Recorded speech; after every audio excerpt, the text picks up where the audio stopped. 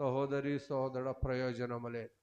ఏదో పైకి చెప్తున్నావు, నేను రక్షణ పొందినానని. నేను చెప్పవచ్చు, రక్షణ పొందినాను, సువార్త పనిచేస్తున్నాను.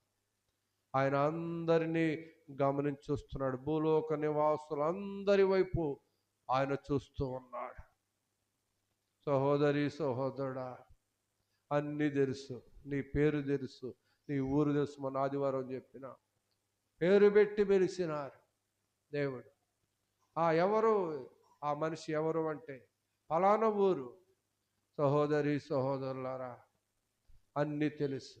అయితే నా జీవితంలో నీళ్లు కుమ్మరించినట్లు నా హృదయాన్ని కుమ్మరింపగలిగితే, దేవుని పాదములు పట్టుకొని బ్రతిలాడుకోగలిగితే గొప్ప బాధ్యత. ఆయన ఎందుకు ప్రేమించినాడు? అన్య జనులకు వెలుగుగాను, ప్రజలకు నిబంధనగాను ఉండుట కొరకు కనులుండి అందులైన వారిని, చెవులుండి బదులైన వారిని, అనేక నశించిపోయే ఆత్మలను, శత్రువు చేత బంధింపబడిన వారిని దేవుని యొద్దకు నడిపించగలవని నిన్ను నన్ను నమ్మి ఈ దయాకిరీటం ఇచ్చినాడు, ఈ రక్షణ బాధ్యత ఇచ్చినాడు.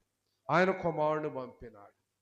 ఆయన నమ్మకాన్ని వమ్ము చేస్తే ఇప్పుడు సంతోషముగా ఉండవచ్చు, కానీ ఒక దినాన నిశ్చయాతకు గురి అవుతావు. దానిలో అనుమానము లేదు. నీవైనా నేనైనా ఎవరమైనా. ప్రియ సహోదరి సహోదరుడా, క్రైస్తవ భక్తి యథార్థతతో కూడినది, నీతితో కూడినది.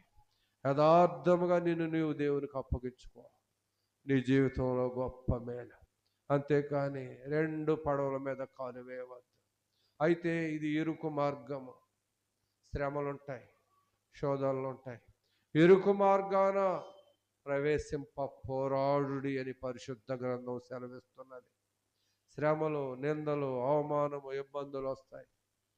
అయితే ఆ ఇబ్బందులన్నిటిలో నుండి దేవుడు నిన్ను విడిపిస్తాడు.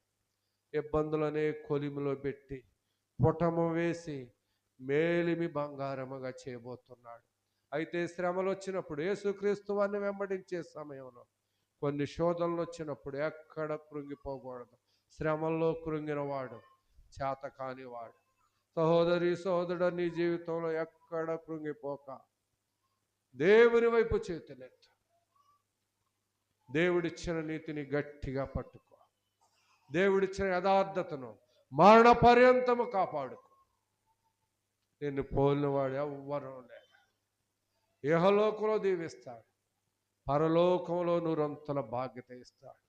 ప్రియ సహోదరి సహోదరుడా, గొప్ప కార్యమును దేవుడు నీ పట్ల నా పట్ల చేసి నిన్ను నన్ను సంతోషభరితులుగా చేసినాడు. అయితే నా పాత్ర ఏమిటంటే, యెహోవా మన కొరకు గొప్ప కార్యములు చేసినాడు, మనము సంతోషభరితులమైన.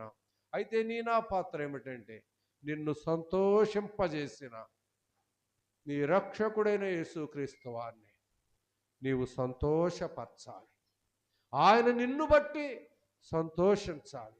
ఆయన నీ దేవుడని చెప్పుకొనుటకు ఆయన ఎక్కడ సిగ్గుపడకూడదు. ప్రియ సహోదరి సహోదరుడా, మరి ఆయన్ని నీవు సంతోషపెట్టవాలంటే, లోకంలో ఎంకను పాపములో పోరాడితే ఆయన సంతోషపరచలేవు. ఎంకను శత్రువైన సాతాను స్వభావం కలిగి ఉంటే ఆయన నిన్ను బట్టి సంతోషపడు. ఏడుస్తూ ఉంటాడు, దినమెల్లా లోబడనల్లని ప్రజల వైపు దినమంతా నా చేతులు చాపుచున్నాను. ఏదో నీవు పరిశుద్ధ గ్రంథం చేతబెట్టుకుని నీవైనా నేనైనా మందిరమునికి వచ్చినంత మాత్రాన ప్రయోజనము లేదు. లేకపోతే ఏదో ప్రార్థన చేసినంత మాత్రాన ప్రయోజనం లేదు. లేకపోతే నేను చెప్పుకోవచ్చు, ఏదో నేను స్వార్థ పని చేస్తున్నాను, దేవునికి సేవ చేస్తున్నాను, ప్రయోజనం లేదా? దాన్ని బట్టి కాదు, నీ అంతరంగ హృదయం అయితే మంచిదే, ప్రార్థన చేయి, మందిరం కూడా స్వార్థ పని చేయి. అయితే ఆయనకి ఇష్టడుగా, ఆయనకి ఇష్టమైన మెట్టులో భక్తిని అలవర్చుకో. అప్పుడు నిన్ను బట్టి ఆయన సంతోషిస్తాడు, నీకు గొప్ప బాధ్యత ఇస్తాడు. ఆయన నీ పట్ల ఆయనకున్న ఉద్దేశ్యమును నెరవేర్చే వ్యక్తివిగా ఉండాలి. రెండిటిని కలిపి సేవించినావా, జాగ్రత్త, నష్టపోతావు. రెండు పడవల మీద కాలు వేసినావు, అది ఇటు తీసుకువెళ్ళేది, ఇది ఇటు తీసుకువెళ్ళేది, అంతే, మధ్యలో మునిగిపోతావు, నిష్ప్రయోజకుడు అవుతావు. ప్రియ సహోదరి సహోదరులారా, దేవుడు మనల్ని ప్రేమించి ఈ మహా గొప్ప బాధ్యత ఇచ్చి, ఎంతో మందికి లేదు ఈ మహా గొప్ప బాధ్యతను, అంతము వరకు ఏ మనుష్యుడు కాపాడుకుంటాడు. అయితే ఇందాక చెప్పుకున్నాం, శ్రమలు శోధనలు వస్తాయి. యేసు ప్రభు వారి కంటే నీకు ఎంతకన్నా శ్రమలు రావు. పరిశుద్ధ గ్రంథం కొరింథీయులకు రాసిన పత్రికలో స్పష్టంగా చెబుతుంది, సహించలేనన్ని శ్రమలు నీకు రావు. ఒకవేళ సహించలేని శ్రమలు వచ్చినా వాటి నుండి తప్పించే మార్గాన్ని దేవుడు నీకు ఇస్తాడు. ప్రియ సహోదరి సహోదరుడా, ఎక్కడా కృంగిపోకుండా నీ జీవితాన్ని లేదా నీ హృదయాన్ని లోతుగా త్రవ్వుకో. ఎక్కడ దేవుణ్ణి దుఃఖపరిచినావా, ఎక్కడ దేవునికి ఆయాసకరమైన జీవితము హృదయము నీ యందు ఉన్నదా, పరిశీలన చేసుకుంటూ ఆయన వైపు చేతులు ఎత్తగలిగితే మహా గొప్ప బాధ్యత. ప్రియ సహోదరి సహోదరుడా, అందరి పట్ల శరీరానుసారంగా గొప్ప కార్యం చేసినాడు, ఆత్మానుసారంగా గొప్ప కార్యం చేసినాడు, అందరినీ సంతోషపరిచినాడు. అయితే ఎంతమందిమి ఆయన వైపు చూడగలుగుతున్నాం? ఎంతమందిమి అనే జనులకు వెలుగుగా ఉండగలుగుతున్నాం? సో ఇన్ని కార్యములు చూసి దేవుని పాదములు పట్టుకొని బ్రతిలాడుకొని దేవుని వైపు చూడగలిగితే ఒక దినాన మహా గొప్ప బాధ్యత పొందుతాం. లేకపోతే నిర్లక్ష్యముగా ఉంటే, సహోదరి సోదరి, ఈ దినమున లేకపోతే నిర్లక్ష్యం అంటే ఏదో మందిరంకి రాకపోవటం అని కాదు, ఏదో నాకు నేను ప్రయాసపడితే చాలులే అనుకుంటే కాదు. ఎందుకు నిన్ను ప్రేమించినాడు. అనేక మంది, ఎంతోమంది కనులుండి అందులైన వారు ఉన్నారు, చెవులుండి బదిరులైన వారు ఉన్నారు. ఎన్నో ఆత్మలు నశించిపోతున్నవి.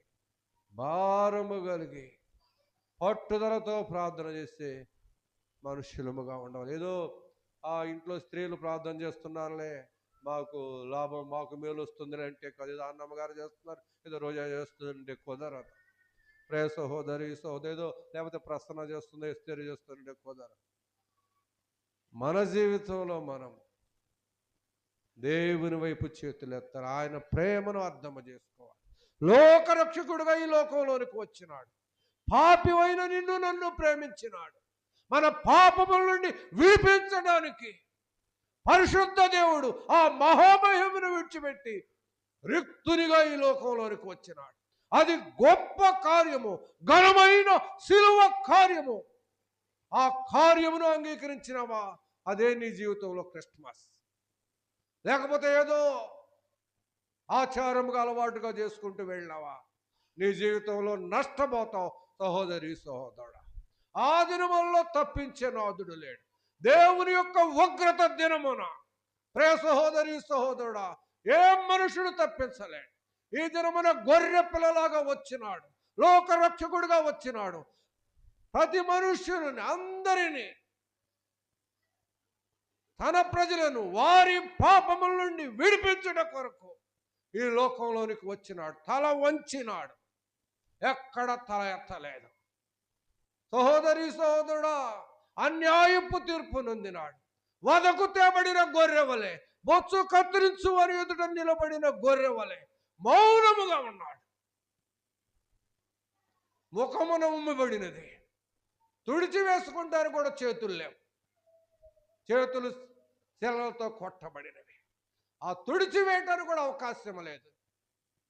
నేను పాపం అంత ఘోరమైనది. నేను ఘోర పాపము కొరకు భయంకరమైన శిక్ష అనుభవించినాడు. నీకు నాకు విడుదలిచ్చినాడు. దాన్ని అంగీకరించి దేవుని వైపు నువ్వు చేతులెత్తగలిగితే, సహోదరి సహోదర, నీకిచ్చిన రక్షణ వస్త్రాన్ని, నీతి అనే పైబట్టను అంతము వరకు బహు జాగ్రత్తగా కాపాడుకోగలిగితే నీ జీవితంలో గొప్ప మేలు పొందబోతున్నావు. శాశ్వత రాజ్యములో శాశ్వత సంతోషముతో యుగ యుగములు ఆ పరిశుద్ధ పట్టణంలో కూర్చుండబోతున్నావు. అక్కడేముండదు. ఈ లోకంలో శ్రమలు ఉండవచ్చు, కష్టములు ఉండవచ్చు. అక్కడ దుఃఖం ఉండదు, ఏడ్పు ఉండదు, నిట్టూర్పు ఉండదు, కన్నీరు ఉండదు, కలతలు ఉండవు, మరణం ఉండదు. సహోదరి సహోదరుడా, ఆ మహా గొప్ప బాధ్యతలోనికి నిన్ను నన్ను నడిపించడం కొరకే లోకరక్షకుడిగా వచ్చినాడు. నశించిపోయే నిన్ను నన్ను వెదకి రక్షించడానికే ఈ లోకంలోనికి వచ్చినాడు.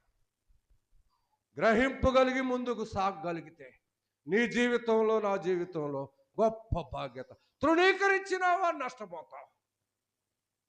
అయితే ఎప్పటికీ కూడా ఆయన సమస్త కార్యము లోకరక్షకుడిగా వచ్చి సమస్త కార్యము నెరవేర్చి నీ కొరకు నా కొరకు సమస్తాన్ని ఆఖరి రక్తము బొట్టు వరకు తన రక్తమంతయు చిందింపజేసి ప్రాణమును దారపోసి శరీరాన్ని, లోకాన్ని, శిలువను, శత్రువైన సాతాను, మరణమును, సమాధిని సమస్తమును గెలిచి పరలోకమునకు ఆరోహణై ఈ దినము వరకు కూడా నీ కొరకు నా కొరకు తండ్రి కుడి పార్శ్వమందు విజ్ఞాపన చేస్తున్నాడు. ఎంతటి గొప్ప కార్యము! సహోదరి సహోదరుడా, గ్రహింపగలిగి దేవుని వైపు చేతులెత్తగలిగితే నీ జీవితంలో గొప్ప మేలు పొందుతావు.